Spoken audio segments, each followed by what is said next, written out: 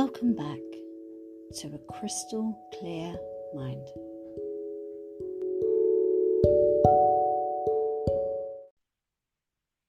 Hi, Pammy. Welcome to this podcast. I am so grateful to have you here with me today. Thank you so much for coming on. Thank you for having me.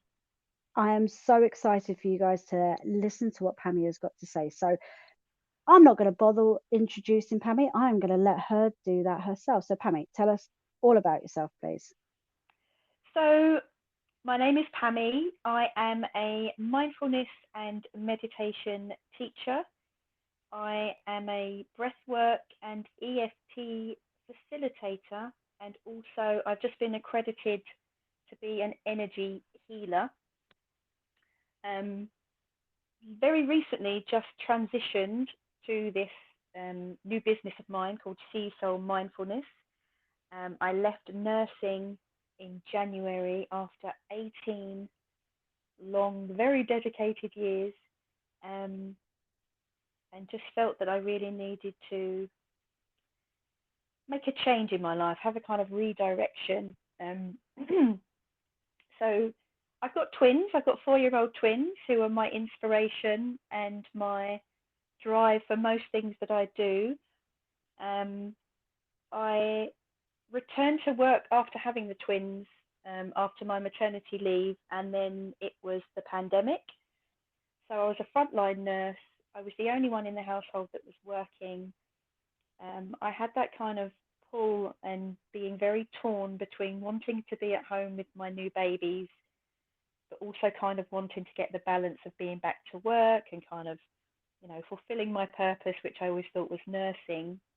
And it was just a very stressful, a very demanding time, I think, on the whole world, because we all experienced, what happened during COVID. Um, and I think just putting so much pressure on myself and so much stress and so much kind of the overwhelm of everything and not really dealing with any of my emotions or not kind of really living in an authentic way kind of led me to really suffer with burnout and anxiety and fatigue. And I was diagnosed with overactive thyroid with Graves' disease, which is an autoimmune disorder. So basically, my body was attacking itself. So it attacks all of your major organs. And it was just horrendous. I was just so exhausted. I was having very similar symptoms that you kind of get with the menopause, because it kind of, you're unable to regulate your hormones. Oh, God. So I was getting palpitations, I was getting the night sweats, my my mood was very erratic, my anxiety was just kind of off the charts. Like I just was so irritable, so angry, very snappy, and just felt very depleted emotionally and physically. Um, so I think this was massively a catalyst for me to kind of think I really need to change direction in my life for myself, for my family, which has kind of led me to do the mindfulness and meditation, because it's something that I've practiced kind of sporadically, but being more consistent with it, it's actually really benefited my health. I'm no longer on medication for my anxiety or my thyroid function, which is amazing. Which is fantastic news. It's honestly, it still astounds me, because literally just learning to regulate my own emotions and allowing myself to, feel emotions and express my emotions and kind of live in a way that I'm not having to apologize for. So I loved being a nurse. I really benefited and was such a dedicated, loyal person. And I loved nursing and caring for people. And that's definitely a purpose of mine, is to help people. Yeah. But the system as a whole, unfortunately, is as we all know, certainly in this country, the NHS is broken, and your well-being just wasn't considered. Yeah. Well, Um, that's the problem, isn't it? yeah, Underpaid, and I think, overworked, overpushed. yeah, and it was very much the mentality, oh, we're all in the same boat, we're all under a lot of pressure. This job is very demanding, you know, yes, it's chaotic, you know, and to a degree, I used to thrive in chaos. I used to, if the ward was very stressful, I could just deal with it. I was someone that was I managed in a very highly anxious state, which I think a lot of people do. They pile on their stress and their pressure, but at some point, you know, it's going to overspill, and we're in this kind of contained pressure cooker. And what that is actually doing to our mind and our body is, it can be catastrophic. So I was told from my consultant that, one of the worst things that can happen with an overactive thyroid, if it's not dealt with correctly, is it can lead to heart failure, which ironically, I was a heart failure specialist nurse, so I kind of knew, Oh, how detrimental that can actually be. Your organs, they just can't function with the level of stress. And it's the stress that was the major factor for me to think, well, I'm putting myself in a daily position where I'm feeling stressed, I'm feeling anxious, I'm feeling unfulfilled. What can I do apart from obviously needing and requiring to take thyroid medication and anxiety medication? I was like, how can I literally change my life, and not just in the short term, but going forward, so I am able to be there for my children. I am able to live a more meaningful, fulfilled life, um, which I have, and I've achieved that. So this last year that I've been running my business, I'm actually teaching ladies, and mostly mums, because most of us feel overwhelmed and stressed, and the yeah. pressure is on us, the mental load, the emotional overwhelm that a lot of us feel. It's kind of offering that space to say it's perfectly okay to say how you feel. It's perfectly okay to express your emotions. We don't have to apologize for being a woman, for being a mother that has very demanding job roles normally, as well as running the household. And the majority of the time, we are the main childcare. The school runs and the after school activities. It's constantly it's a lot of mental load, and I find a lot of mums come to me because they just can't kind of want to find ways to kind of deal with their stress. And it's never Yeah. about removing the stress from your life, unfortunately. There's little things we can do that I teach where you can kind of make subtle changes in like behavioral patterns and mindset shifting. Um, it's and what I found, it's creating that impact in others where they're kind of changing their life to kind of so it feels more fulfilling for them. Yeah. So there's ways that we can manage our emotions. So with breath work and EFT, which is emotional freedom technique, which is tapping on your meridian points, which is acupressure points within your body. So if you think of emotions and energy kind of like if you have a hose pipe in the garden, and all of the pressure and all of the kind of the stress and the overwhelm that we put on ourselves, imagine if there's a kink, all that pressure builds up and it's got nowhere to go. So it's almost like a kind of watching a pressure cooker. At some point, it's just gonna blow. So with tapping, it's a very quick way to release your cortisol levels, which is your stress hormone, to just kind of release and kind of move that energy and that emotion around your body, with the key thing allowing it to flow rather than just suppressing it, which a lot of people do because we're kind of guided and taught from a very young age that we have to conform to society and the norms and what's expected of us, right? Oh, So definitely. Yeah. a lot of us feel this, and what I'm trying to do is to kind of teach and guide others that there's small little things that we can do so you can live a more fulfilled life, you can live in a more authentic way. So I travelled the world about 8 years ago on my own, and I was very much into kind of law of attraction and manifestation. And I've always kind of had this drive to that I was basically my purpose in life is to kind of create waves. To not just go, okay, I'll accept that. It's kind of to push the boundaries, to kind of stretch um, the edges, and to kind of challenge what we're being told, because so many of us believe teachers, nurses, doctors, GPs, people in power, that what they're saying is what is right, and it's not necessarily always right for us. No, So it's a I very always conformist kind of ideal, isn't it? That we all fit into a certain box at a certain age. You're supposed to do this. yeah. By this time, you should have that. Spend this on that. You need it. I agree with you. We don't all fit into one space. No, and I think by people trying to mold and trying to conform, that's where a lot of the emotional load comes from. It's Definitely. because not everybody is fortunate enough to kind of live in a very aligned, authentic way. Most people that come to me dread going to work. A lot of people are in jobs that they just do solely to pay the bills, which, the way that the world is going at the moment, we all have to feed our children and put a roof over their head. So it's understandable.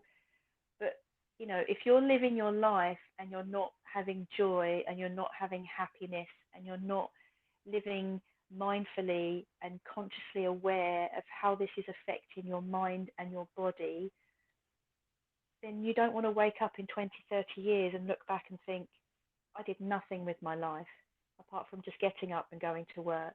So when I went traveling around the world, I went for about 9, 10 months on my own. And it was a very, um, it was just something that was just so extraordinary. So I had broken up from quite a long-term relationship, and I kind of went with the intention to find love. Um, but what I found along the way, and this is what I find is so beautiful about, the journey is actually in the process of getting from A to B. What we become along the way, it's not just simply going, oh, this is what I want to achieve in life and I want to get there as quickly as possible.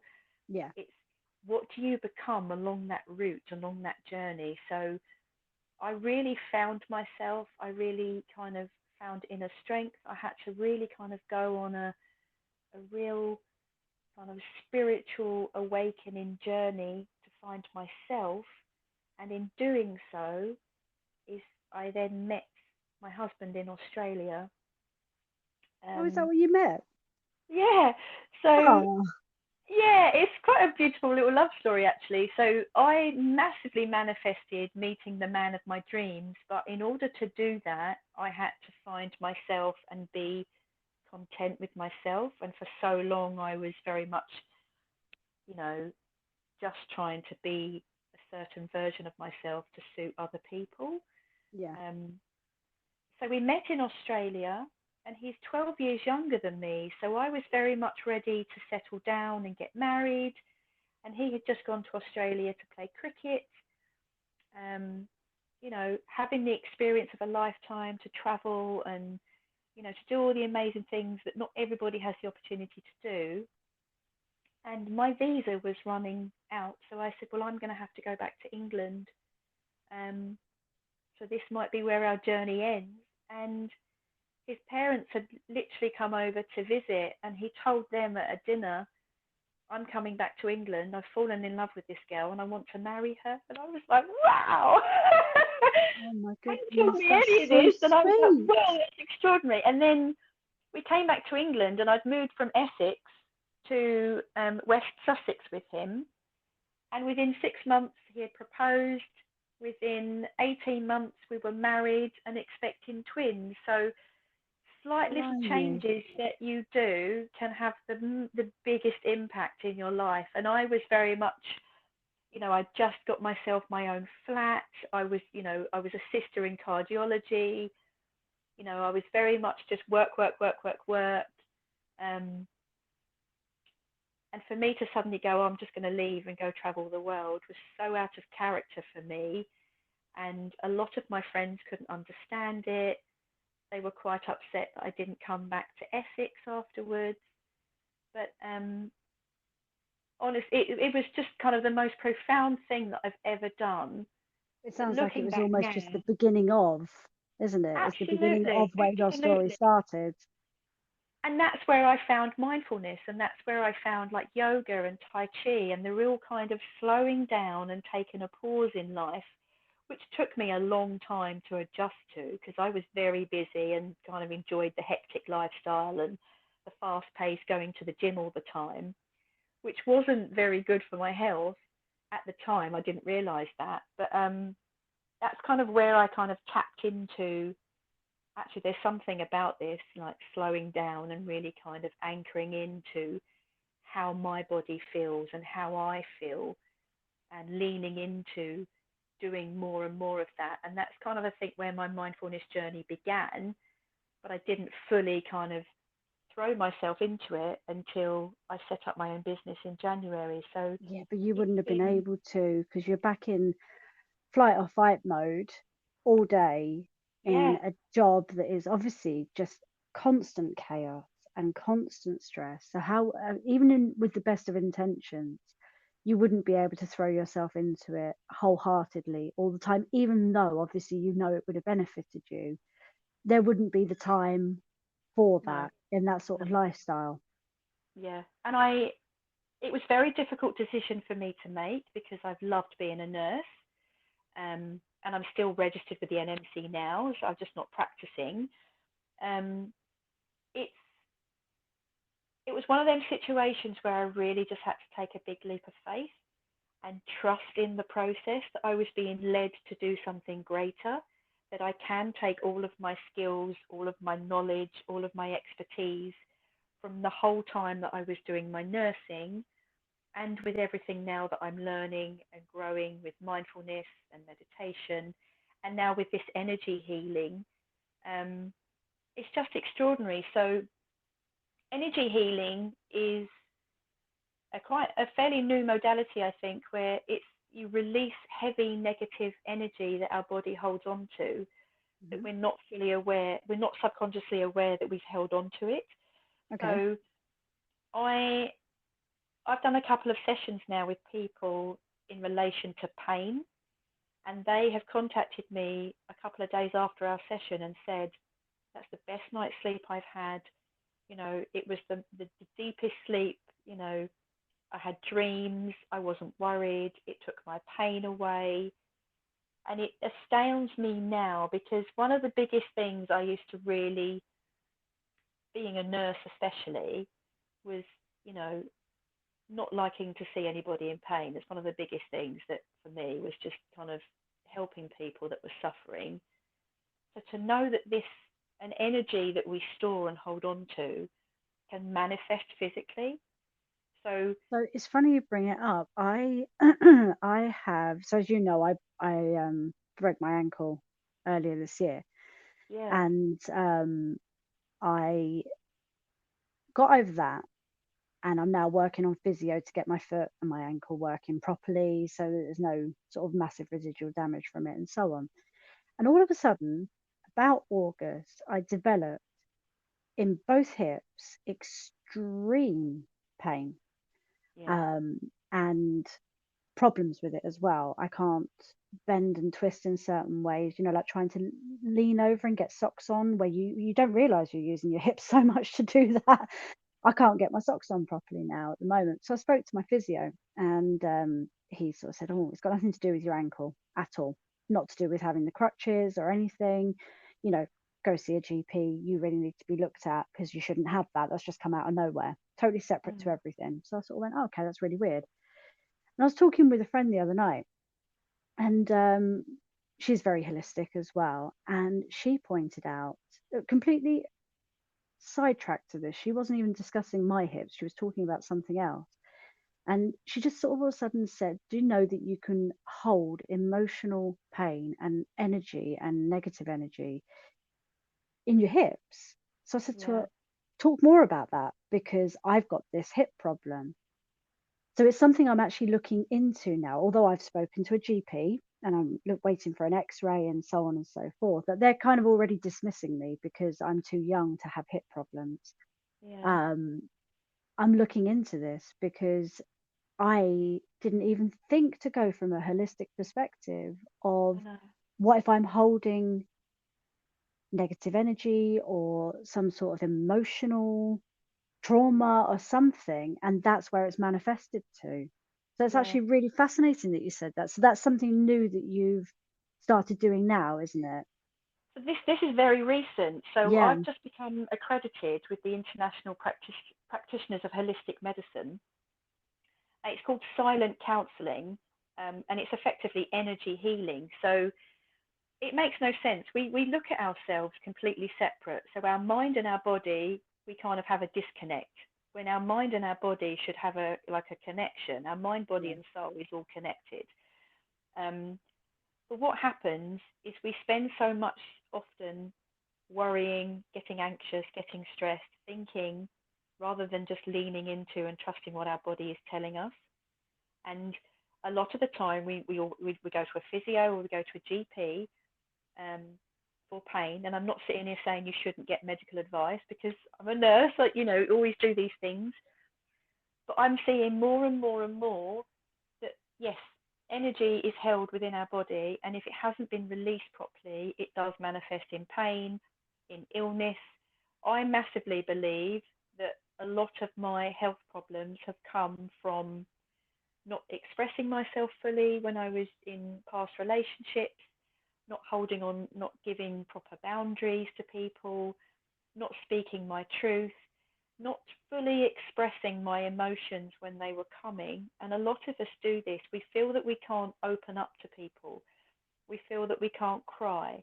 Um, and sometimes extraordinary, you may not be aware that our body is held on to a trauma from childhood that we may have completely forgotten about. Because remember, your subconscious mind protects you. Yeah. Um, so when we have fear and we have anger and we have resentment, all of these emotions are necessary, but it's your brain's way of trying to protect us, like you said with the fight, flight, and freeze. These are normal responses. We have a sympathetic and a parasympathetic nervous system that hasn't quite caught up with how we've evolved as human beings. So our body is still kind of hardwired, our DNA, to think, oh, what do I do if I'm faced with a bear? We Yeah. freeze or we Yeah, flight. Yeah, so completely. it's just so interesting. I'll have to give you a session. It's Oh, I wouldn't say no to that. I really wouldn't. I'm very curious about it. To it's be one of those honest, things. I Yeah, didn't know it's anything difficult to about it. explain. So there's been a massive thing. I don't know if you heard this, something called belief coding, which is about releasing people's limiting beliefs that we kind of fear is a massive thing of preventing people from moving forward in life. Yeah. If they have resistance or if they have an internal fear to something, they normally deem that as, oh, I'm not meant to do it. But what that is, that's actually preventing us from moving forward in life and taking that next step, Yeah, taking that next leap. completely. So silent counselling came about from two psychologists in Scotland that had a patient that had gone through something so traumatic she was not able to communicate or verbally express the trauma. Hmm. So they came up with the idea of muscle testing with acupressure and meridian centers, which is kind of the closest way that we can connect to our internal organs. And it's really interesting because you actually will muscle test your own body. I don't do that for you. And then we ask your body, sometimes we resist with our mind, you know, what's your body letting you know? And it's a Yeah. completely opposite direction of what you might think. So some people come just with a simple, I just feel a bit stressed or a bit overwhelmed, and that's all they have to say. They don't have to kind of relay. It's not like therapy. You don't have to kind of talk it out and Yeah. drag up, things that have happened. And then we literally just go, okay, where are you holding that within your body? And then what happens is it moves the energy around your body, and then we release it. And then over the next days and weeks and months, lots of people have said to me they haven't been able to cry for years, and they've not stopped crying since our sessions because your body's releasing that emotion, it's releasing that energy. And then they'll go, oh, I feel amazing, or I've slept better, I've got no pain, or, I haven't been worrying about this. And you're like, I can't quite explain it because my nursing brain's like, yeah, physiologically, how is that actually working? But Well, on a sometimes our spiritual level, scientific, factual brain kicks in, doesn't yes, it? And we yes, expect my there to logical brain's be, still trying to work it out. yeah, Where's the evidence? But my spiritual side and, the mind-body connection and which seeing is firsthand. strong. That is a strong, strong connection. I mean, people can say whatever they want or deny whatever they feel like. It's completely up to them. But that mind, body, soul connection is so deep, and it Absolutely. runs so deep within us that you can feel a misbalance can knock everything out of sync. As you said back at the beginning, Yeah. you being in that stressful, anxiety-based job, which was perfectly natural for a nurse, you would imagine that's exactly how a nurse would feel because of what you're dealing with all the time, Yeah. created actual diseases within you that Yeah. now have dissipated Yeah. because of it. It's absolutely insane. So yeah, sometimes we have to turn off the factual brain looking for the logic in things, and it's more about seeing the results. If you can see the Exactly. result that you were hoping for, Yeah. that's all you need to know. And I know for a fact that if I was still nursing now, there might have been episodes when I was feeling better, but I would guarantee I would still be on medication and Yeah, I for would sure. still be having this stress, this fight, flight, and freeze kind of continual cycle. So my aim now, my mission now is to go back into the NHS and to teach this to nurses, doctors, admin staff, because I know the amount of pressure that they are under daily. And I want to get into the schools so I can help teachers that can then relay this and pass this on to our children. So it's a continual thing of, I know this works, I know the benefits, but I want to have the change for our children and their children and so on and so forth. Which is absolutely amazing, because the world is only going to get more chaotic from here. Over the years, with technology advances and social media and every app known to man, WhatsApp groups for every class that your child is in and everything, you are just constantly bombarded from every angle. Stress is only going to increase. It's not going to reel itself back in and get calmer. So taking this sort of thing, as you said, into schools and into hospitals and to emergency services and people that are all on this high alert stress level, I think is a fantastic idea. That is absolutely amazing. As a goal, I think that's just, you've blown Yeah. my mind. I mean, I actually contacted my local GP this morning just to say, how can we start this within our local community and then get this over to Parliament? I mean, I have such big ideas because I know how much of an impact this will make. But just like you were saying, we're in such a society now where everyone wants everything now. Everyone wants a quick fix to everything. And we are moving faster with technology.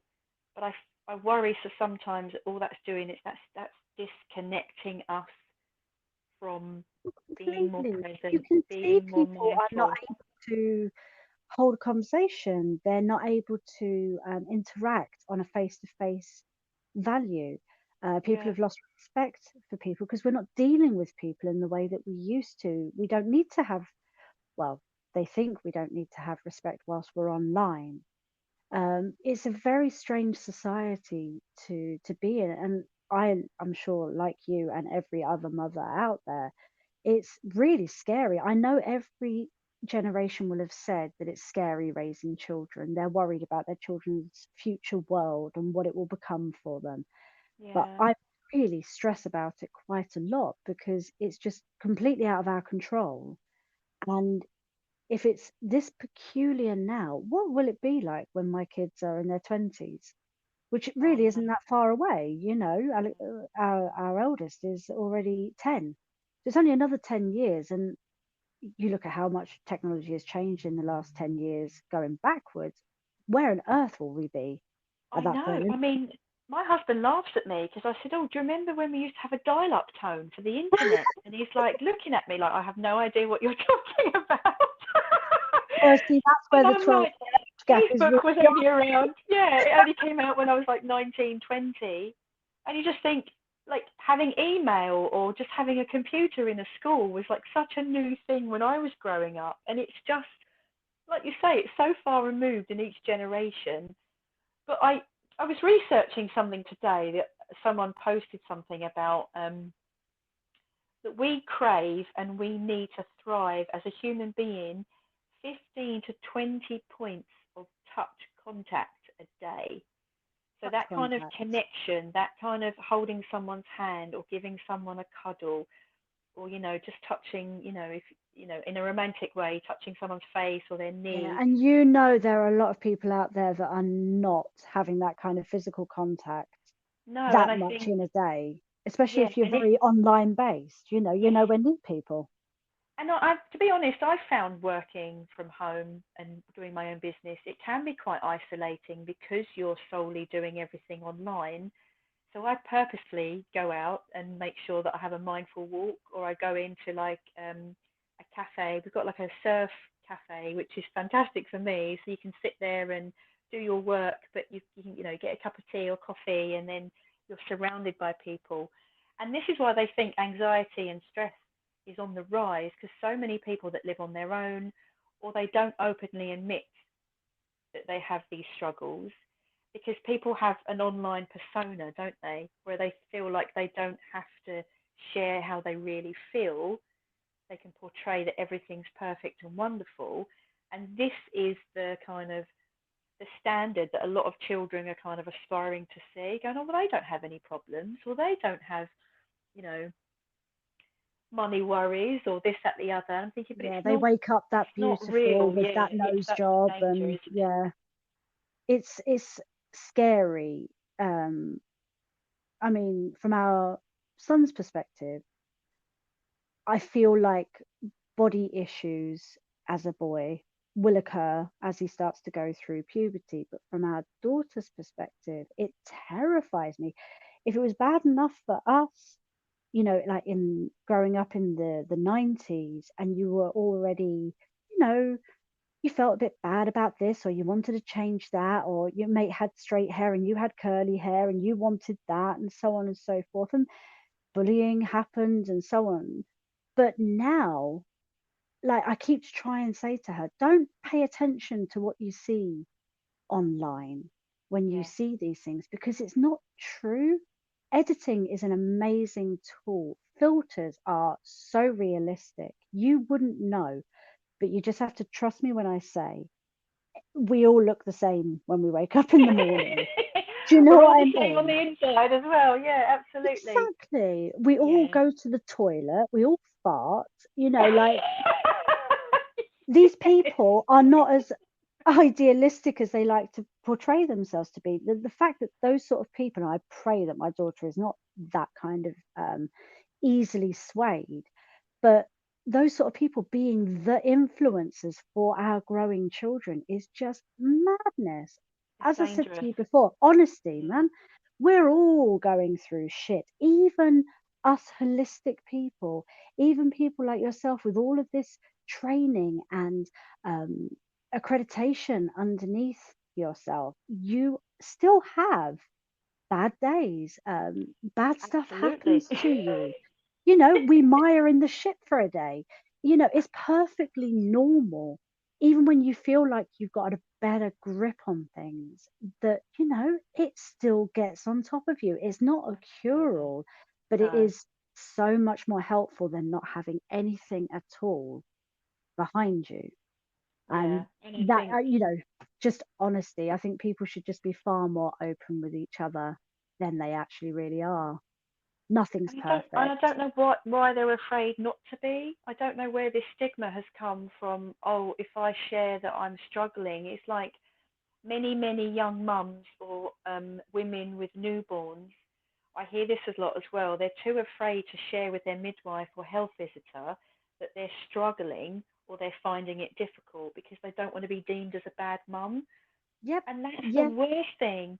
for them not to be able to say how they're really feeling, because it's such a fragile time, isn't it, when you have a newborn baby, or two in my case. I told them every day, this is really difficult. I'm You see, crying it was just regularly, I'm great. exhausted, I'm tired. I'm sure that they were far better equipped to help you through your honesty, and no one looked down at you and said that you were a bad mum I of know. twins. Do you know what I mean? Like, no one's Oh. going to look at you and go, tut tut, that's really bad. You should be doing better than this. Yeah. Like, I agree That's with the you. thing. It's Yeah, it doesn't hard come to with a be manual, honest. does it, motherhood? No, and I No, think no, it's a real messy business being a mum. It really is. No rule book, no guidebook. You no, know, and I shared earlier about, if you are in a group of mums at the school gates, because this is kind of a new horrifying concept for me at the moment. The twins have just started school. Is if you see a mum on her own, or if you think, oh, she's feeling a bit emotional, or she feels isolated, just simply say good morning. We're all in this together. You know, we all have struggles. Motherhood is not easy. And rather than just going, oh, I've got it all figured out, which I don't actually believe fully that there's some mums out there that portray that they've got it all together. But day in and day out, it's a constant battle of emotions and, like I said, the mental load, everything. And yeah, it's it's like a just, minefield at the end of the day, is it not? oh, We we're all trying to work. We're all trying to be a parent. We're all trying to be the best that we can be, whilst trying to be the best that we can be for ourselves, for our husbands, for our life, our family, our friends, as well as being a mother. And being a mother, although it's like a huge part of what we are, it's not all that we are. no, There are other elements to us, and we're trying to balance and juggle that out too. And I yeah, don't know about you, especially as you've only just started this school journey. I call it bombardment. I get days with two separate WhatsApp groups for our kids, which, do not misunderstand me, are really helpful when you have forgotten to take in, I don't know, what was it last week? She had to take in an aubergine for art, and I've forgotten the aubergine, and homework's due on this day, and oh, these are the pages. Your son's actually not telling you the truth. He hasn't got no homework this week. He's got homework. it, They're great for that, but then they themselves just overload the WhatsApp group until it is binging constantly, and you yeah, silence it, and you go back and you've got 120 messages between two oh, I groups. know. That in I itself purposely is haven't joined a WhatsApp group. bombarding. Yeah, I think all It of the apps, because obviously I've got two in the same class, but before they started school, I found that quite overwhelming. They had to have an app for their meals, they had to have an app for their classroom, for the school announcements. There's now another one for numbers. And I'm just like, this is ridiculous. Like, why can it not all just be in the same place? is hard to cope with. It's a It lot. is. And then you're like, It's a why lot. can't the teacher just tell me at the end of the day, like, how their day's been? Yeah, it Because is. I feel I've like got the there's no, same. like, we I've have got their apps first upon open evening apps. next week, and I'm like, I'd like to know this, this, and this, please, because I can't really figure out from these dojos that you get given. It's It's very overwhelming, and it is, like you say, it's a minefield. So But that brings me yeah, back to your idea of trying to get this sort of counselling and this therapy into the teachers, because I've spoken with a few teachers, not my kids' teachers, and they find it equally as overwhelming. They are struggling with a laundry list of places that they have to go and put everything and submit everything and post everything and make sure you've got that there and that one's got that there, whilst yeah. trying to do the curriculum, actually teach the children, and everything And else in between. It starts from them, but as a parent, holy crap, there is only so much you can take. All the while, you tend to have a child tugging on you, asking for something. I want a oh snack. Can I yeah. have this? I've got this homework to do. Tomorrow's, food tech, and I need to go and buy flour. You just And sit this there is and kind of where go, the importance ah. of breathing. Yeah, let's just breathe. Let's just take a moment here. And this is what's really good is I find that even though I help mums teach them and give them tools and techniques to regulate and show their emotions. By doing so and self-regulating, they're actually showing their children. So they're regulating each other. So it's very beneficial for yourself and for your children to show that you do have emotions and to how you deal with it. Because completely. So many of them are like, oh, this happened today and I just kind of didn't tell anybody. And you're like, well, why? You need to. And it's funny because my children have something called the Daily Mile, which I think Oh is a yes, so little do we. too much. They run around. They've got energy of I don't know what. They're 4 years old. They're playing all day. They walk to school and walk home. They now have this Daily Mile. And my little boy said, oh, someone, every day they do this mile. They push them. And I said, well, that's not very nice, is it? I said, do you know why they're pushing you? And they're like, I don't know. And I said, do you know what you need to do next time that happens? Say it very loudly, very clearly, so everybody can hear you. Please stop hitting me, or please stop pushing me. And it's kind of all about just for so long we've just been silenced or made to believe that, well, don't tell anybody, or if I say something, they're going to be like, oh, why are you letting them hit you? Anyway, I'm sure this will become a much, much bigger conversation for another episode, but yeah, do you know what? There's actually a few moments in our conversation I've kind of gone, oh, I can feel a second episode with you. Anytime. Yes.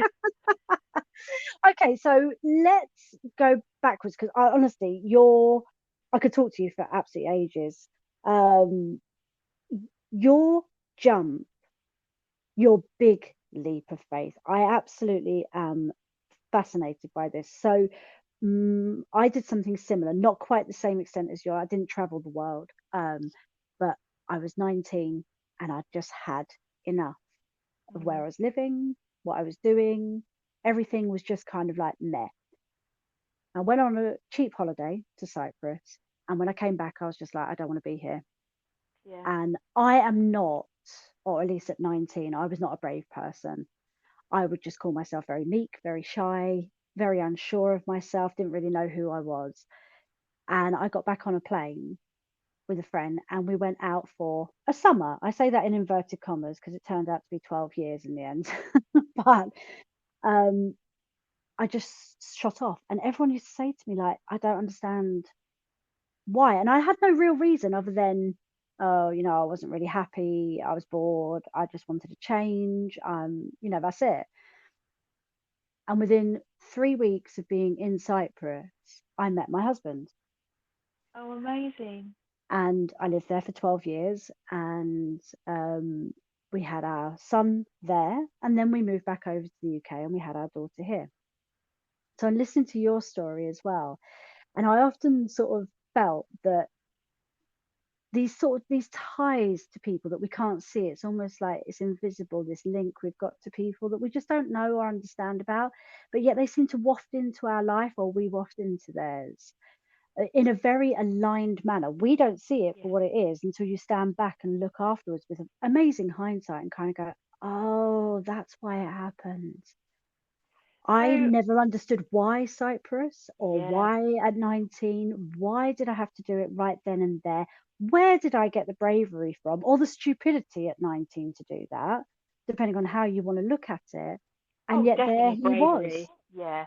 Had I not done it, I wouldn't have him or my children or the life that we've created over the last 22 years, which you just kind of go, wow. And listen to yours as well. Like, you left heartache, traveled the world, found yourself, and then found your husband. Is just like beautiful. It's like, this is what an aligned path is. To find your alignment, it just seems to draw it to you, or draw you to it. But this is what is so powerful. When I teach this to my clients, it's how do you know when you're in and out of alignment? So you get kind of little nudges, you get kind of little synchronicities that happen. And I massively believe that we're all born with a purpose to fulfill in life. So, I always knew that I wanted to do nursing, but I'd gone through this terrible breakup and I was just a shell of a person. I was just working, I was just throwing myself into the gym. I wasn't really eating properly. I wasn't I wasn't dealing with any of the emotions that had come from this terrible breakup. And we kind of had to sell a property together, and we've been together for nearly 8 years. Um, and I had a lot of people ask me not to go. So a year before I travelled the world on my own, I had actually gone to Australia and travelled with a guy that I had been dating, who then left to travel the world. And he then said to me, "Would you like to travel down the east coast of Australia with me? And we'll tour all of the beaches and we'll just explore the world." And it was the easiest yes in my life.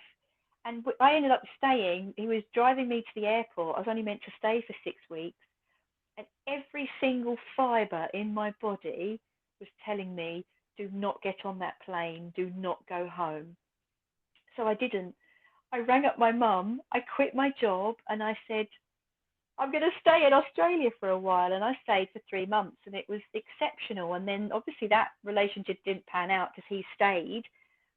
But I then had that drive and that pull to get back out to travel. I knew that there was something in Australia that was my future. I couldn't, And he didn't know taught what you, it this was. person that wafted Yeah, into your life taught you and showed you that and opened that world to you, gave you that, like, that taste, that opportunity to just see what could be. And then he wafted back out of your life again yeah, yeah. for And you we to have carry this on. in life. Yeah, we have this in life a lot. People are We there to do. either teach you a lesson or to kind of make you change direction. And I massively believe in that. And I heard something the other day, which is, we've been grown up and taught to believe that we should blame others for, situations not working out, or you being in a job that you don't want to be in, or being in a relationship that you're not, completely committed to.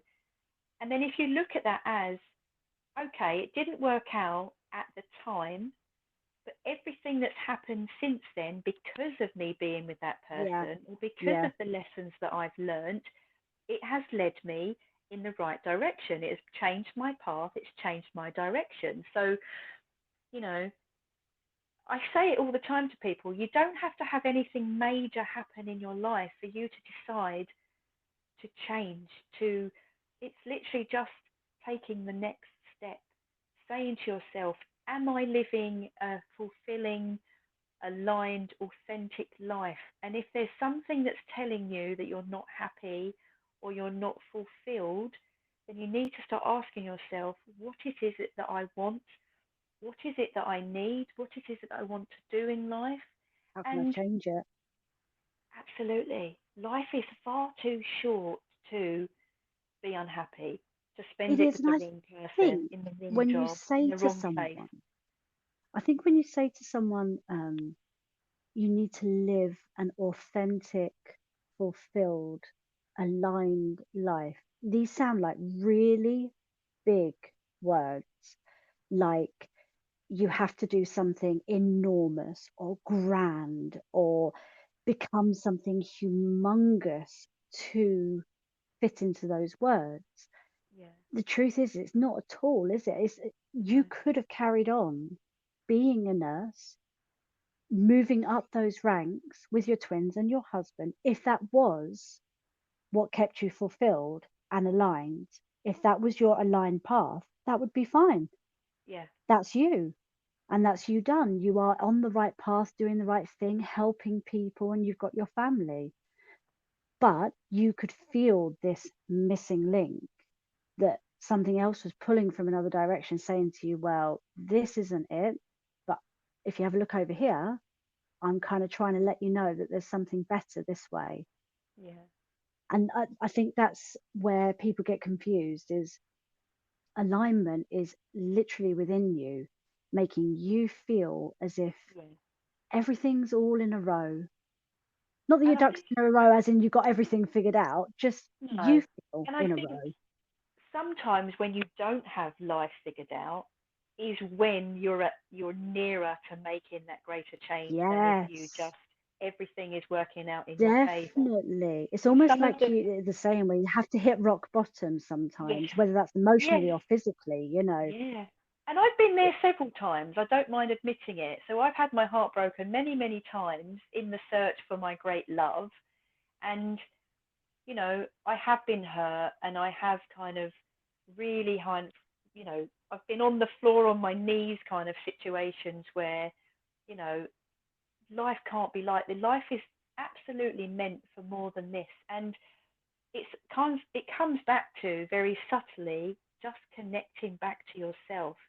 If you're just having a bad day at work, we all have them. If you keep having consistently bad days at work, then you need to ask yourself, does this make me happy?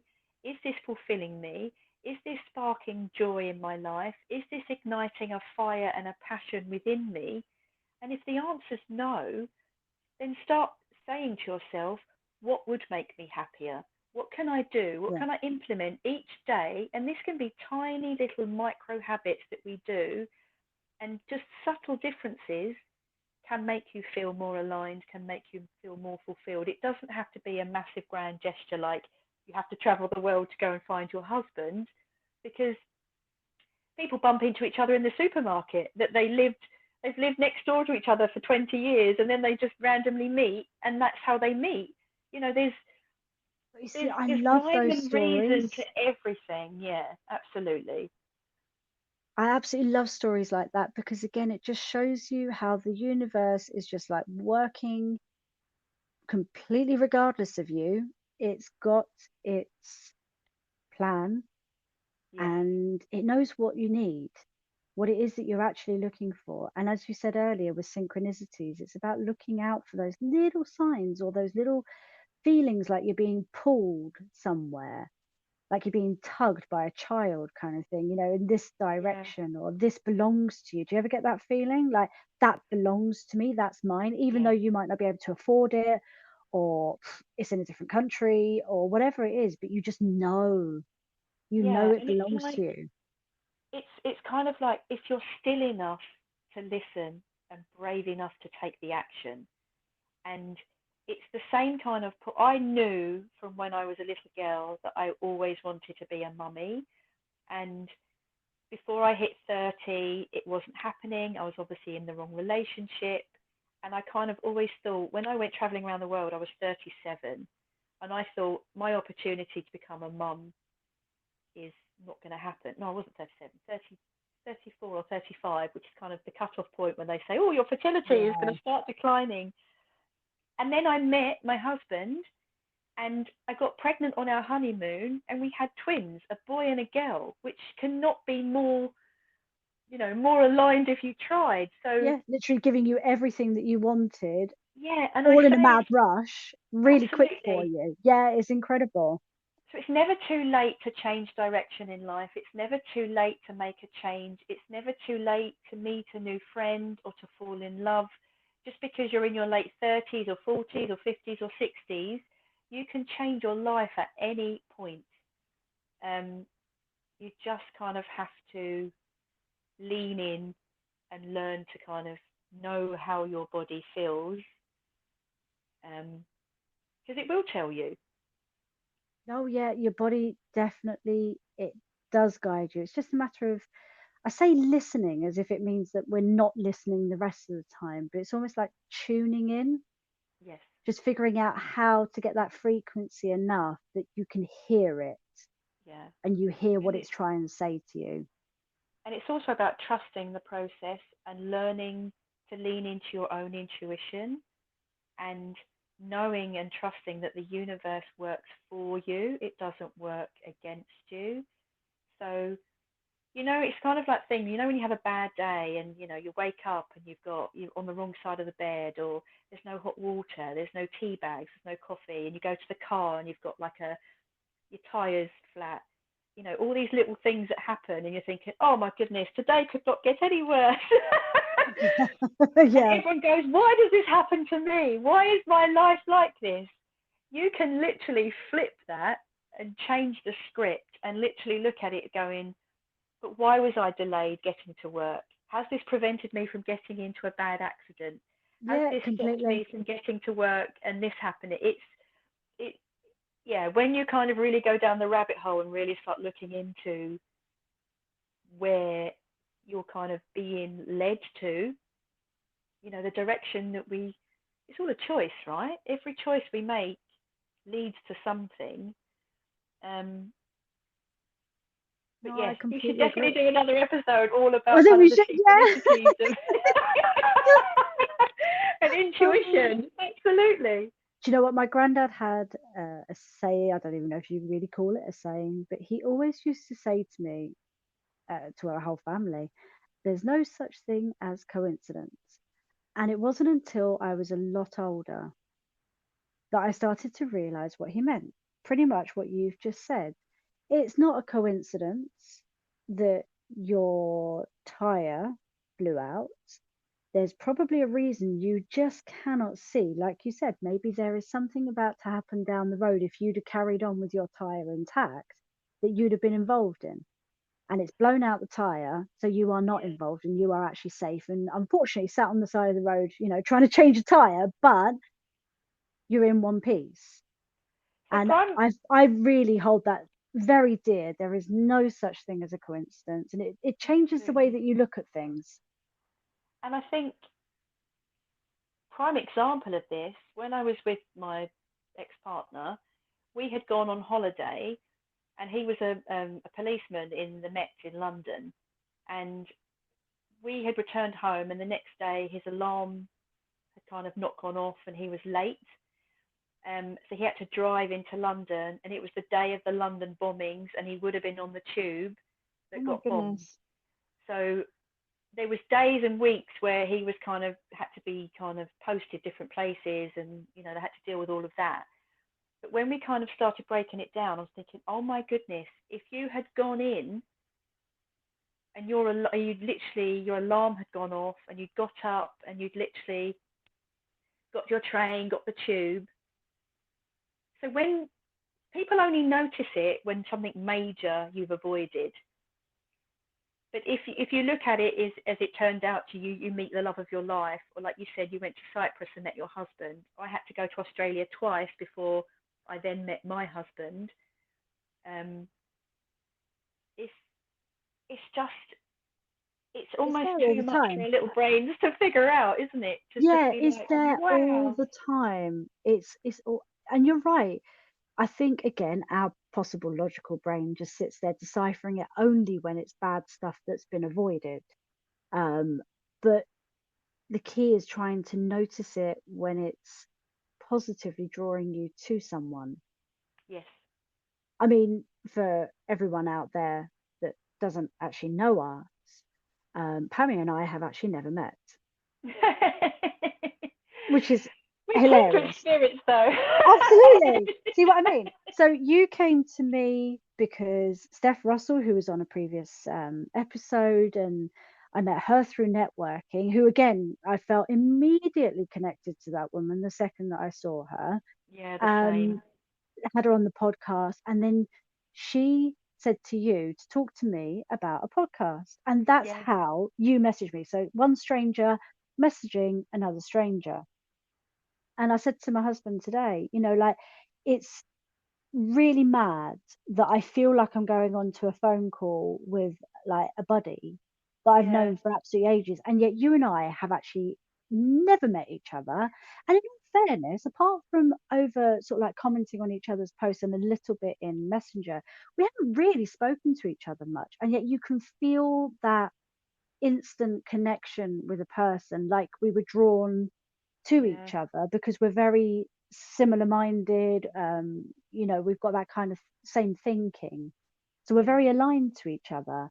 And I In think normal that's how you circumstances I find your probably would tribe. never have met you at Yeah, all, in any sense of the word. But as I said, like sometimes you've got to look out for these little tugs that sort of like, oh, I'm going to bring this person into your life now, yeah. because you're a very supportive person, just even on my posts and things, you're a very supportive person to have around. And I Oh, think thank that you. the universe sort of brought you around for me. Because obviously you've given me like a wealth of knowledge on this podcast, which is going out to all the people that I love giving this knowledge to and helping.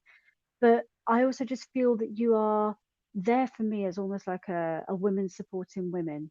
I will always be there to give you a yay when you do something, kind of thing. And everybody needs those people. Otherwise, you're just dealing with the grumpuses that tell you can't do stuff, right?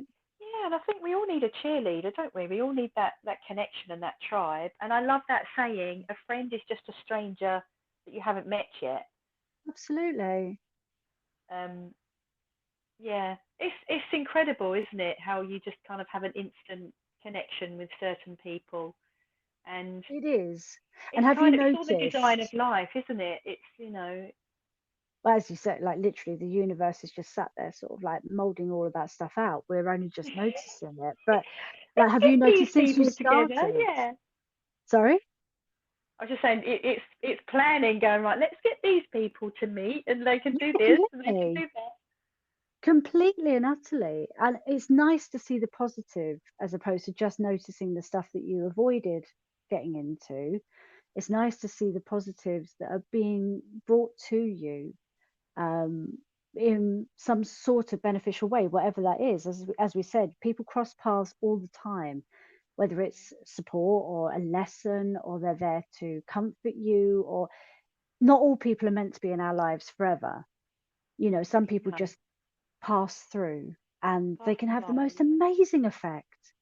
yeah, It's just absolutely incredible what impact you can have on someone's life by just merely passing through, even if it's just for one evening and one chat, you know. yeah.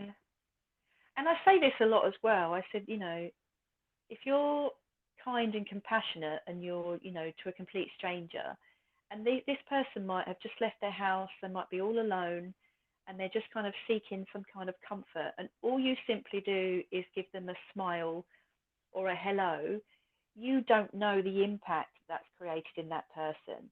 And Not it's at all, such a no. It small, could be subtle huge. thing. Exactly.